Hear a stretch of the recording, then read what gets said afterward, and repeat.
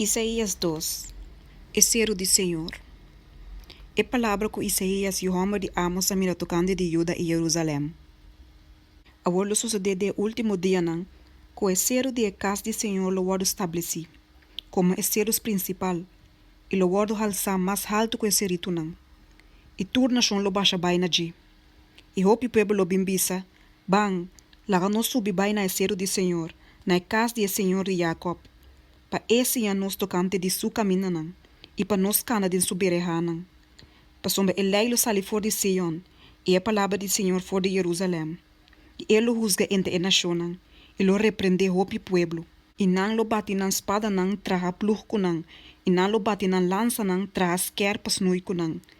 Nação lo não lanta espada contra nação, e nunca mais não lo trem pa guerra. Bem, casa de Jacob, laga nos cana de luz do Senhor. E dia do Senhor. Vou abandonar o pueblo, e casa de Jacob, pois o mananta yende influência for de Oriente, e nanta mirador de destino, mescos com o filisteu não, e nanta será convênio com o judeu estrangeiro. Também nantera te yende plata e ouro, e não tem fim na tesouro não. Também nantera te yende cabai, e não tem fim na garoshi não. Também nantera te yende ídolo, nanta adorar e obra de namanan, lo que nan dede na atra. Assim é gente humilde a guardo humilha, e é gente importante a guardo rebaixar, mas não perdonaram. 30 de barranca esconde balde terra para o terror do Senhor e para o esplendor de sua majestade. É mirada orgulhoso de gente lo guardo rebaixar, e é arrogância de gente lo guardo humilha, e Senhor só lo guardo alçado em dia ei.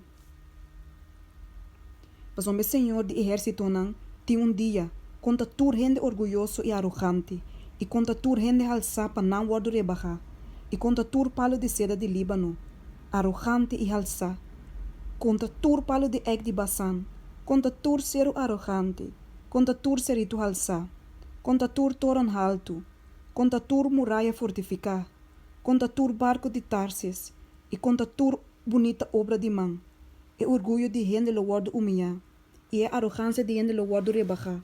E Senhor só lo guardo alçado em dia ei, mas ídolo não lo disperse completamente.